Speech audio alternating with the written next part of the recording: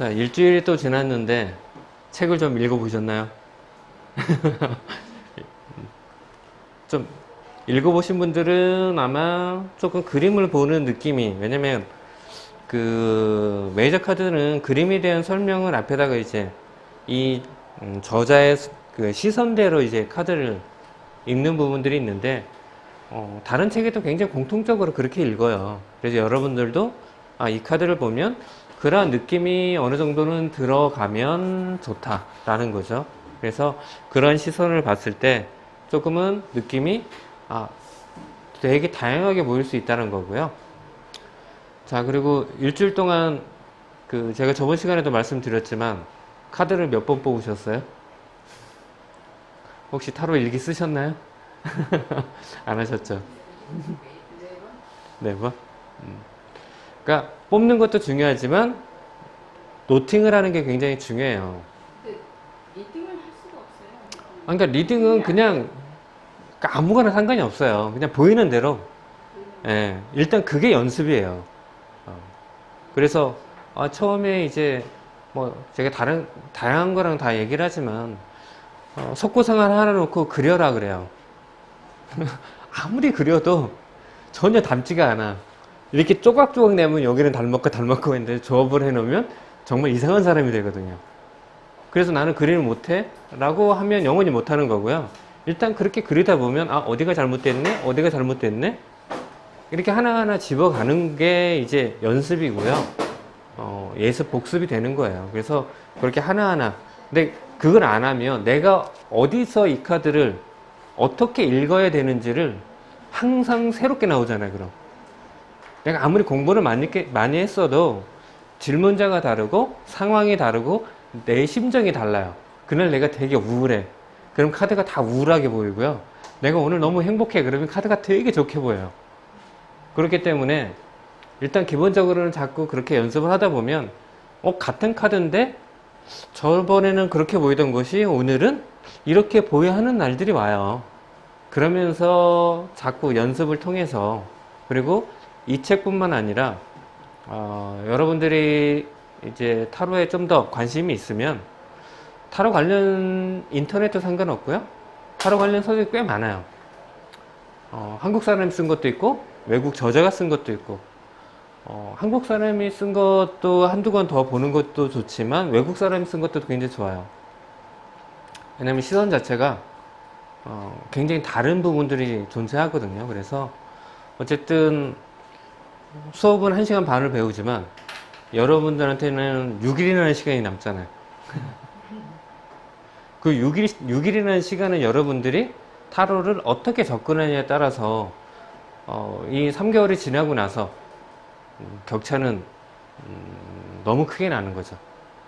그래서 3개월 만에 타로를 열심히 실전으로 돈을 버는 사람이 있는 반면에 3년을 해도 안 되시는 분들도 있고, 그래서 자, 기본적으로는 자, 오늘은 10번 운명의 수레바퀴부터 시작을 할게요.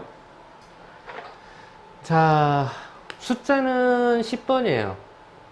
그리고 명칭은 운명의 수레바퀴.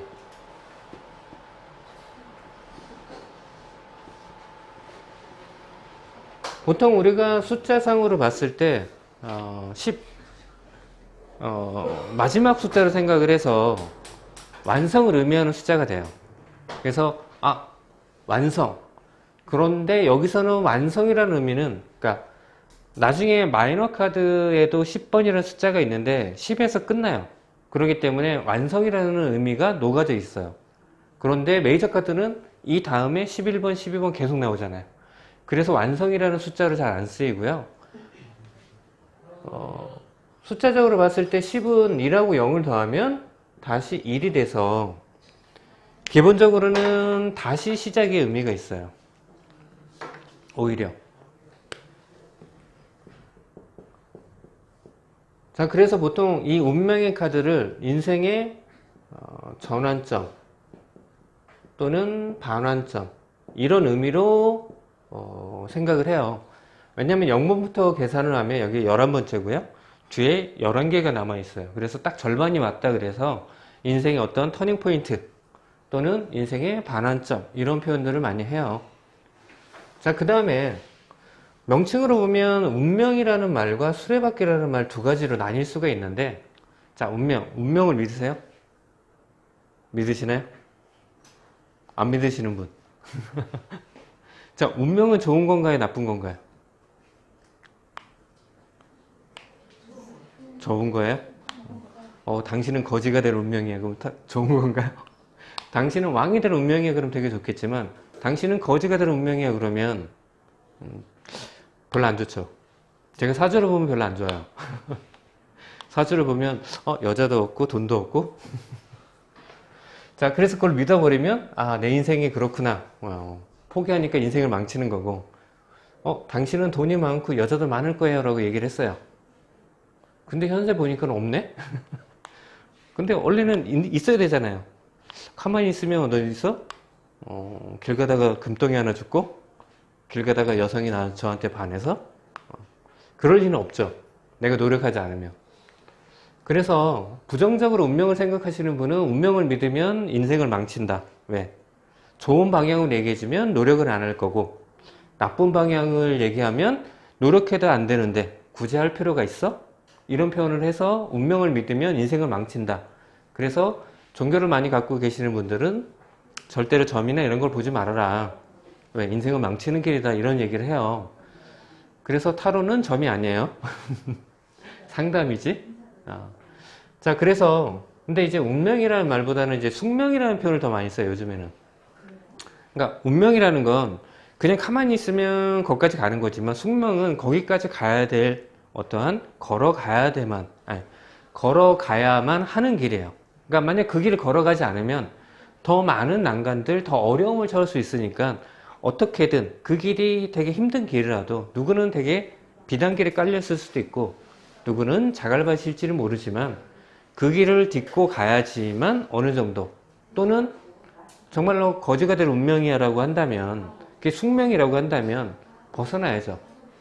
가만히 있으면 그 길을, 그러니까 보통 우리가 타로 공부하면서도 그래요. 그러니까 하루에 10시간씩 한 달 동안 내리 공부하는 거, 그거보다는 하루에 1시간씩 1년을 공부하는 게 훨씬 더 효율적이라는 거. 영어 공부가 그렇죠.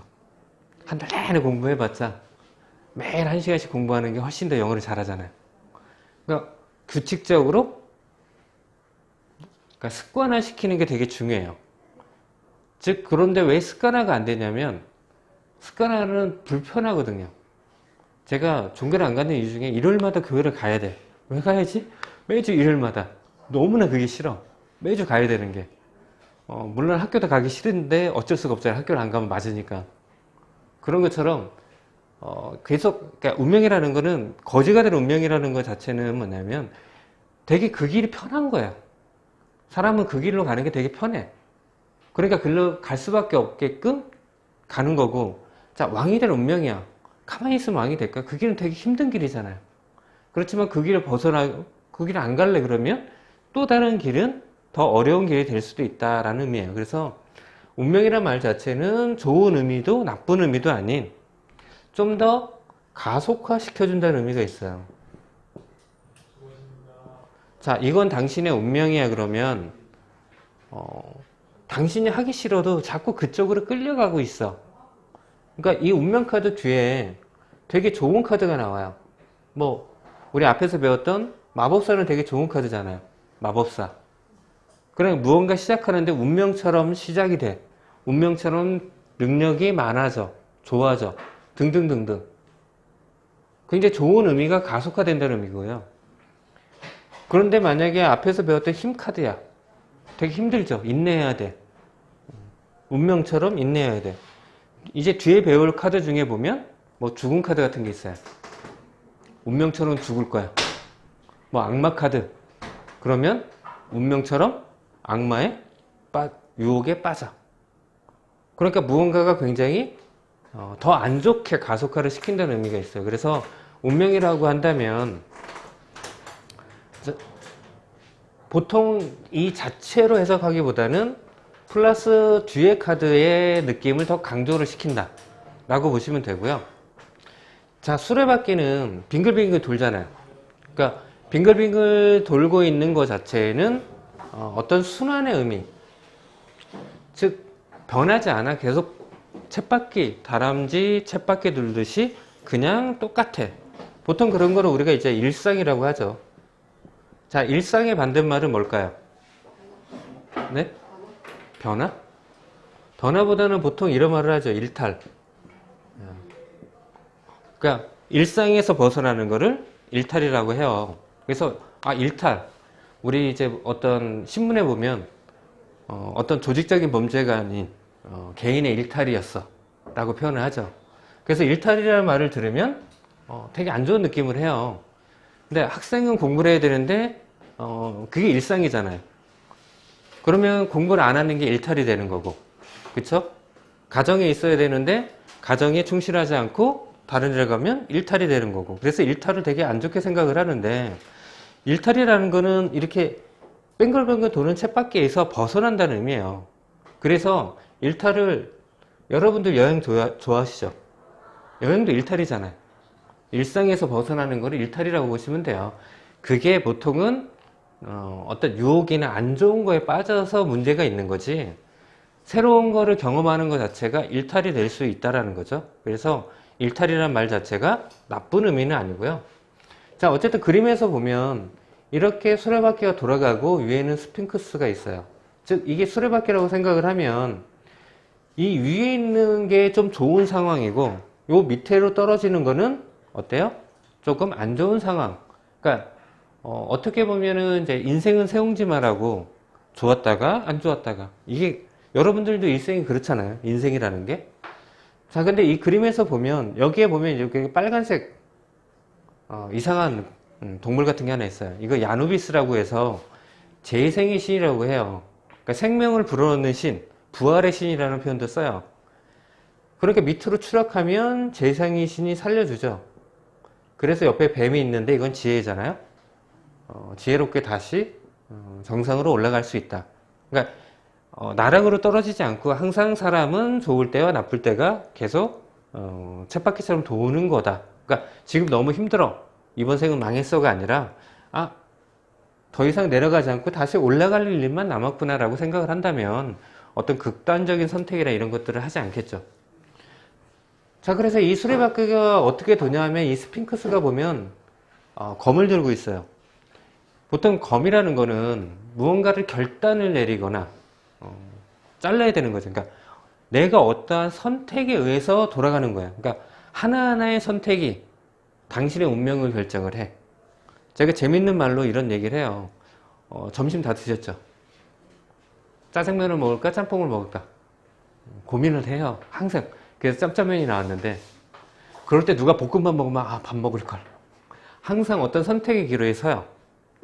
그래서 제가 장난식으로 그런 얘기를 해요. 나는 짜장면, 친구는 짬뽕을 먹었어. 그런데 나는 아무 탈이 없는데 친구는 탈이 났네? 그래서 병원에 갔어요. 응급실에. 근데 거기서 치료하던 의사가 너무 잘생겼어. 둘이 눈이 맞았네요. 그래서 결혼을 했어. 그러면 그 친구는 그날 짬뽕을 선택한 결과가 자신의 운명의 상대자를 만난 거예요. 짜장면을 먹었으면 그런 일이 생기지 않죠. 그러니까 쉽게 얘기해서 아주 작은 선택이 여러분들의 미래 인생을 어떻게 바꿔놓을지 모른다라는 거죠. 그만큼 하나하나의 선택은 굉장히 중요하다라는 걸 의미하기도 해요. 그게 바로 운명이라는 거죠. 지금 여러분들의 하나의 선택이 당신의 운명을 결정을 한다라는 게 이 카드의 본질이에요. 그리고 네 군데에 있는 여러 가지의 네 가지의 동물들, 이거는 우리가 배우는 네 가지의 원소를 상징을 하기도 해요. 근데 중요한 건 좀 이렇게 스케치처럼 되어 있고 책을 들고 있어요. 그러니까 성장 과정에 있다. 즉 지금 딱 중간쯤에서 이제 완성으로 가고 있는 길목에 있다, 이런 걸 상징적으로 의미한다고 보시면 되고요. 그래서 이 카드가 나오면 두 가지 키워드 쓰시면 돼요. 그건 너 운명이야. 편하게. 아니야, 너는 그냥 일상처럼 그냥 쳇바퀴처럼 돌아. 이 친구가 공부를 잘 할까요? 만약에 우리 아들이 지금 공부 열심히 할까요? 근데 뱅글뱅글 돌잖아요. 이 아이가 원래 공부를 열심히 했었으면 계속 공부 열심히 하는 거고요. 놀러 다니고 있으면 계속 놀러 다니는 거예요. 그러니까 좋으냐 나쁘냐는 이 카드에는 없다. 즉 중성적인 의미, 즉 다른 카드의 영향을 더 강하게 받는다. 이렇게 보시면 되고요. 자, 다음 카드는 자, 그래서 이렇게 여러 가지가 되어 있는데, 요거 하나 빼먹었네. 여기 보면 이렇게 타로라고 영문자로 되어 있어요. 근데 이 중간에 보면 히브리어로 또 4가지의 글자가 있는데, 이거는 야훼라는 의미예요. 즉, 야훼는 히브리어로 하느님을 뜻하는 그러한 단어이기도 해요. 그런데 이제 언어의 구조에 보면 우리나라 말이나 영어나 왼쪽에서 오른쪽으로 쓰면서 읽죠. 그런데 히브리어, 아랍어, 원래 중국어는 왼쪽에서 오른쪽으로 읽어요. 오른쪽에서 왼쪽으로. 그러니까 야훼라고 읽으려면 이렇게 읽으면 안 되고요. 이렇게 읽어야 돼요. 시계 반대 방향으로. 그러다 보니까 영문도 반대로 돌면 토라가 돼요. 이거는 우리가 앞에서 배웠던 2번 고위 여사제가 들고 있는 책에도 토라라고 써 있어요. 그래서 기본적으로는 이거는 비밀경전, 율법서, 비밀을 간직하고 있는 그러한 책, 그런 의미를 갖고 있어서 운명이란 알기도 어렵지만 굉장히 비밀을 간직하고 있는 거다. 이렇게 표현할 수 있다라는 거예요. 자, 그 다음은 11번 정의카드예요. 자, 이 카드는 아직도 볼 때마다 저도 그렇게 명쾌하진 않고 조금 어려움이 느껴지는 카드이기도 한데, 그게 명칭의 의미가 되게, 자, 숫자는 제가 말씀드렸듯이 1에서부터 9, 9개만 존재하기 때문에 11번은 숫자적으로 존재하지 않는 수예요. 만약 이거를 억지로, 그럼 숫자적인 의미가 뭐예요 하면 11을 더하면 2죠.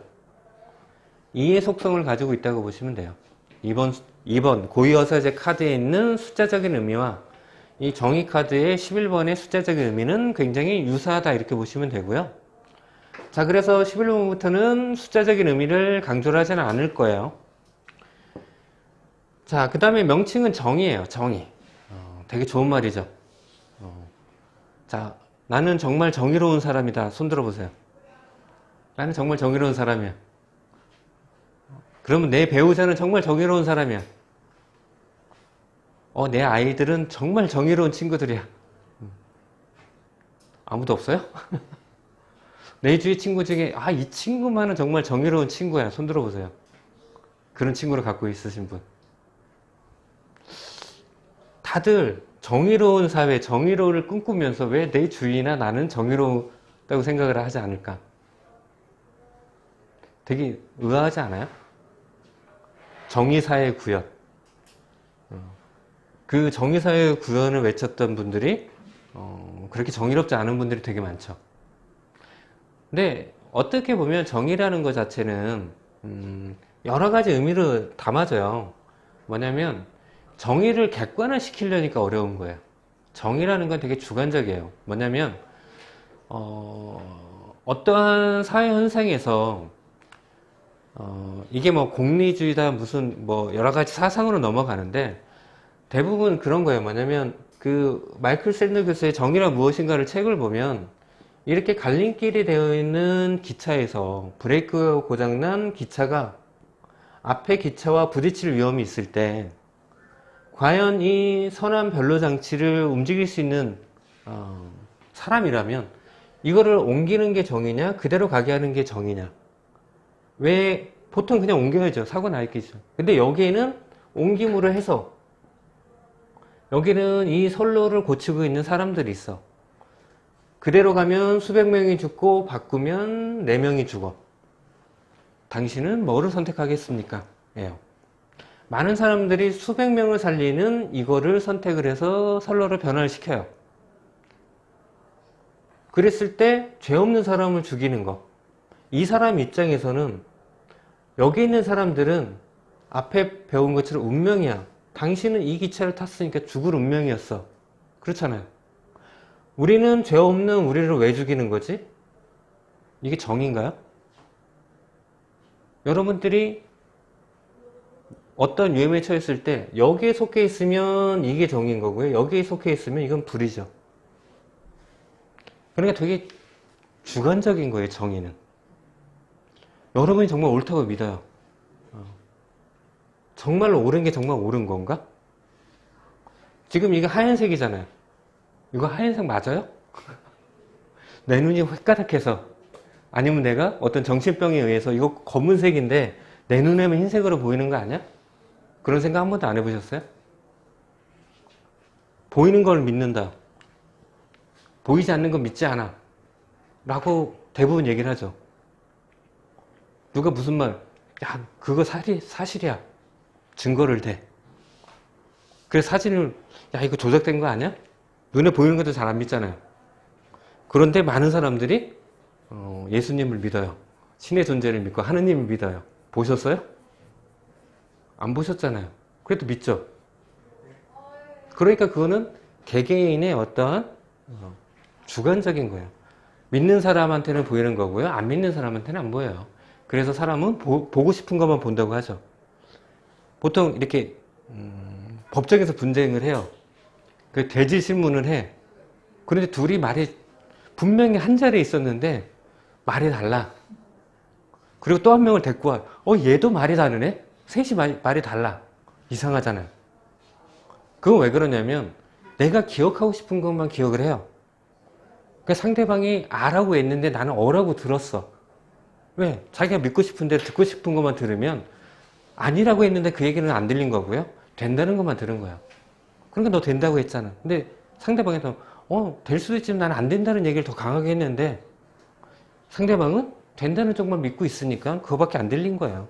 그래서 이 정의라는 게 어렵기 때문에 카드도 어려워요. 그래서 지금의 정의를 많이 하는 게 이제 공정이라는 키워드예요. 공정. 공정해야 돼. 뭐만 공정하면 정의로운 거야. 이것도 어폐가 있긴 하지만 말이 길어지니까. 자, 그 다음에는 균형. 그 다음에 뭔가 밸런스를 맞춰주는 평등. 뭐 이런, 왜냐면 그림에서 봤을 때 자, 주인공이 이쪽에는 저울을 들고 이쪽에 칼을 들었어요. 이 저울은 균형을 잡아주는 거예요. 한쪽으로 치우치지 않는. 그러니까 저울을 들었다고 해서 저울질하고 있는 게 아니고요. 균형을 잡아주고 있는. 자, 칼은 아까 스핑크스처럼 뭐예요? 결단을 의미하는 거죠. 자, 그래서 균형을 잡아서 공정하게 결단을 내리는 게 정의야. 근데 여기 한 가지 덧붙인 게 이렇게 발이 하나 나와 있는데 이거는 바로 실행하겠다는 의지라는 표현을 해요.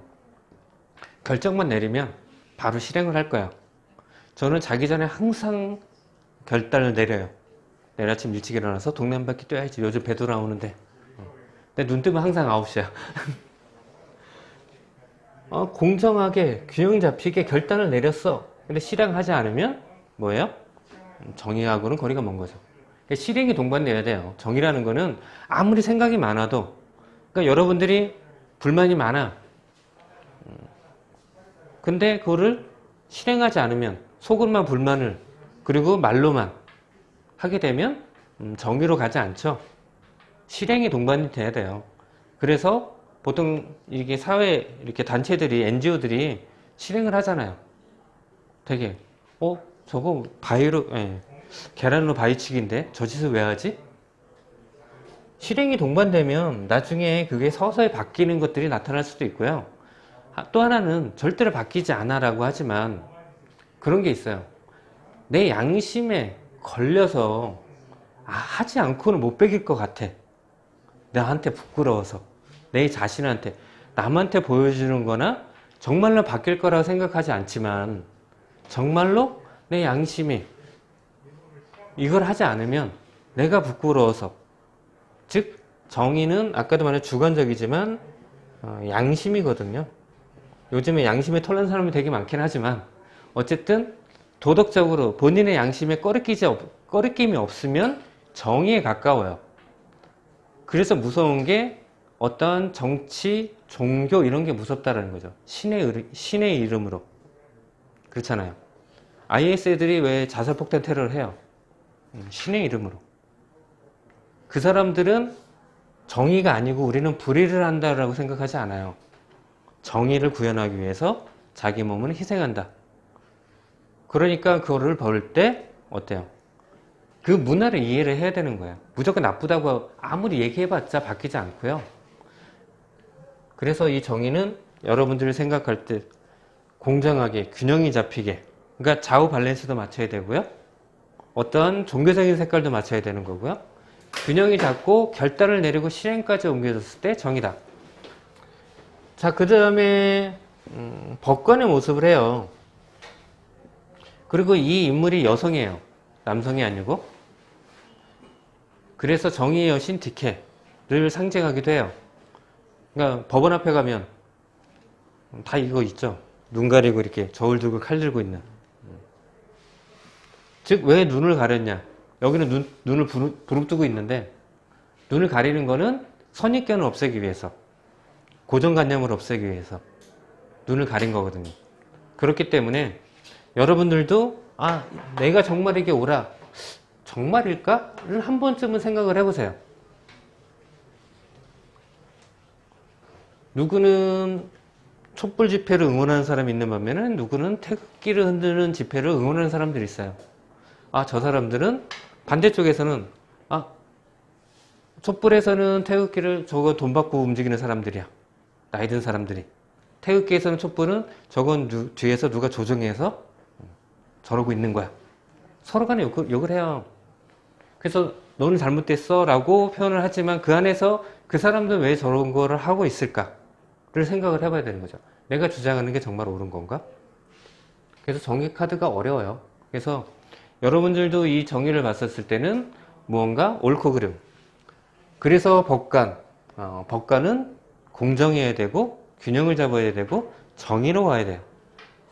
그래서 법이라는 키워드가 이 카드는 되게 많아요. 이 카드가 나오면 아주 쉽게는 이건 모르겠어 잘. 그러면 그냥 법이라는 키워드를 쓰세요. 연애에서 이거 나오면 무슨 검사, 판사, 변호사 만나려나? 아니면 법으로 뭔가 연애가 되는 거 결혼하려나? 만약에 부부간에서 이 카드가 나오면 굉장히 높은 확률로 법정에 가는 거죠. 네. 정의는 굉장히 긍정적인 카드예요. 그렇잖아요. 그런데 부정적으로 해석을 하면 다 갖다 붙이면 돼요.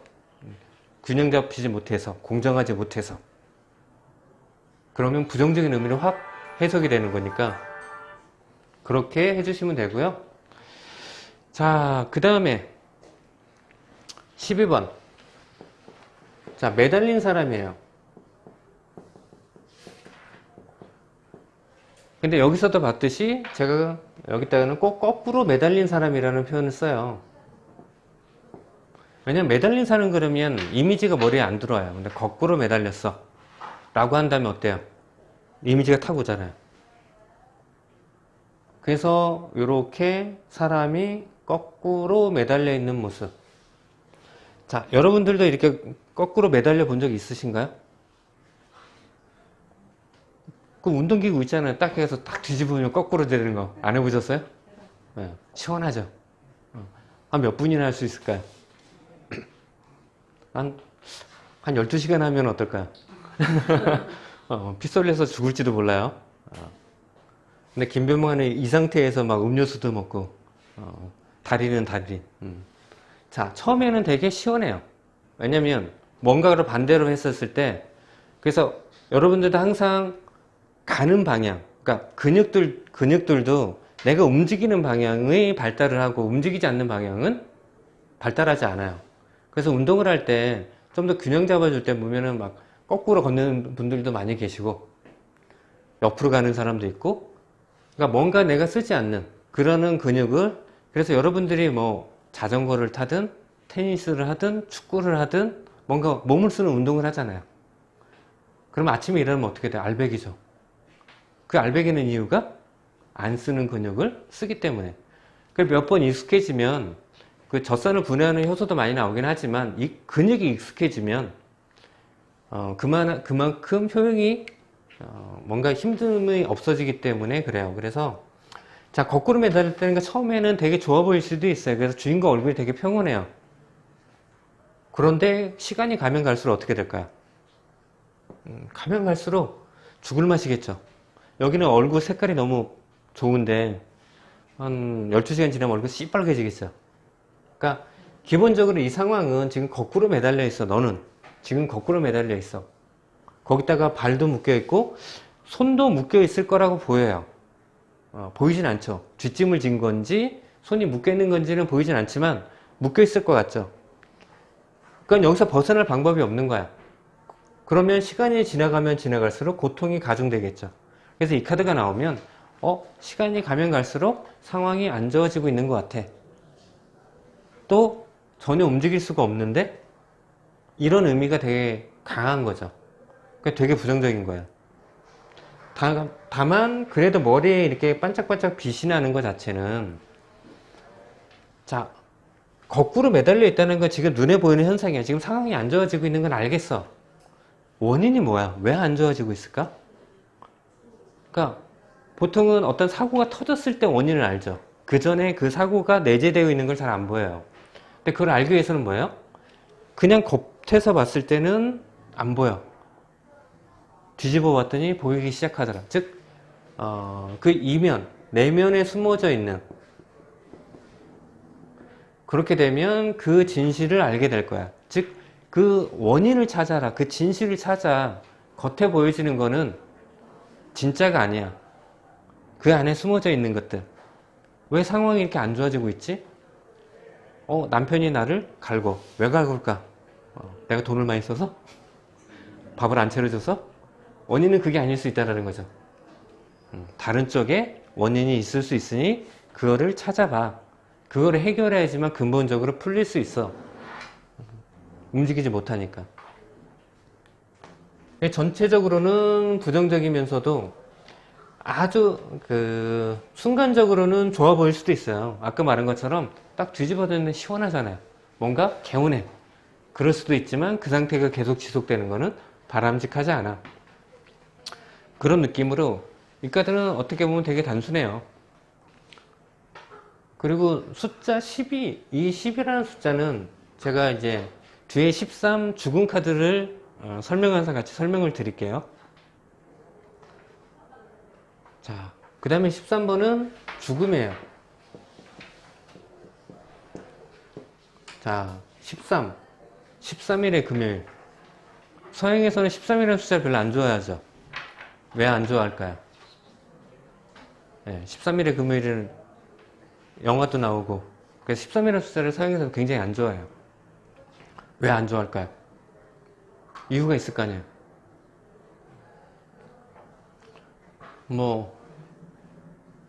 속설로는 예수님하고 12제자 거기 유다를 포함하면 13이 돼서 되게 불길한 수 하나가 더 추가가 되면 이런 얘기도 있는데, 자, 13이라는 숫자는 일단은 나눠지지가 않아요. 그렇죠? 우리가 말하는 소수예요. 독자적으로 존재하는 수이기도 한데, 이 10이라는 숫자가 앞에도 말했듯이 더즌이라고 해서 굉장히 안정되어 있는 숫자예요. 여러분들도 이제 12진법 많이 쓰잖아요. 1년이 몇 달이에요? 12달. 시간은 몇 시간? 12시간. 그러니까 12진법이 굉장히 안정화가 되어 있어요. 뭔가를 만들거나 뭔가를 구조할 때 10이라는 숫자는 굉장히 좋아요. 24절기도 마찬가지고. 자, 그런데 이렇게 안정화가 되어 있는, 어떻게 보면 10이라는 숫자에서 하나가 더 늘어서 13이 되는 순간 모든 것들이 망가져요. 어떻게 포장도 안 되고 13은 하나로 존재하기 때문에 어떻게 할 수가 없어. 보통 여러분들 휴지 사면 대부분 24개, 36개 이렇게 3, 4 포장이 돼 있잖아요. 제일 안정적이잖아요. 10개들이 사면 어떻게 돼요? 이렇게 길죠. 되게 불편해요. 12개가, 6개, 12개가 딱 들어가야 소위 말해서 왁구가 딱 잡히죠.